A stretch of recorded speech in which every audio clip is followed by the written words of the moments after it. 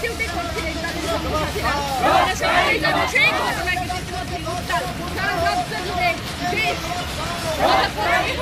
বাধ্য হয়েছিল কৃষি আইন পার করতে।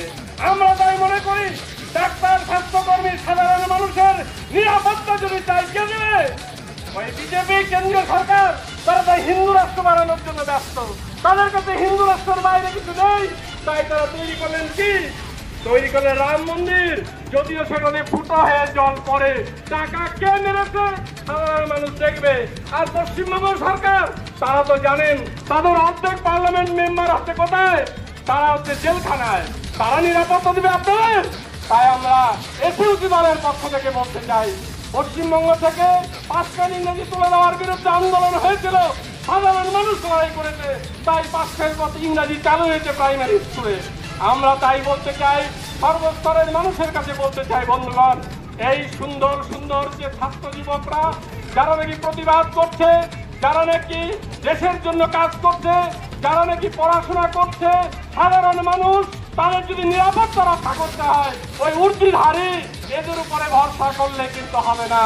ওনারা খালি ঘুষ খেতে জানে, আর হচ্ছে শাসক দলের তন্ত্রী বাহন করতে জানে, আর কিছু জানে না।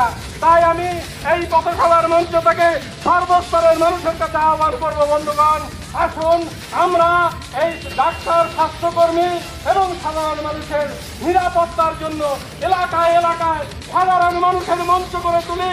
এখানে দল নেই, মত নেই, একটাই কথা, মানুষের নিরাপত্তা, নিরাপত্তার হাতিয়ার আমাদেরই তৈরি করতে হবে।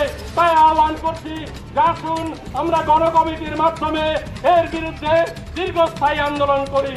আশঙ্কা করছি, বন্ধুগণ, ওখানে পুলিশকে দায়িত্ব দিয়েছে আমাদের পশ্চিমবঙ্গের সরকার। আগের বক্তার কাছে শুনেছেন, যিনি আসামি সেই নিরাপত্তা, সেই এনকোয়ারি করবে, কি পাওয়া যাবে? তাই আমরা এসইউসি দলের পক্ষ থেকে বলছি, বন্ধুগণ, ম্যাজিস্ট্রেটের উপস্থিতিতে এনকোয়ারি করতে হবে এবং পোস্টমর্টম করতে হবে ম্যাজিস্ট্রেটের উপস্থিতিতে। কারণ আমরা আশঙ্কা করছি যে ওই পোস্টমর্টমকেও ওরা মোটিভেট করতে পারে, এবং যারা নাকি এখানে দোষী, সে যেই হোক না কেন, তার দৃষ্টান্তমূলক শাস্তি আমরা চাই। এই দাবি আদায় যদি না হয়, আমরা সারা বাংলা ব্যাপী দীর্ঘস্থায়ী আন্দোলন গড়ে তুলতে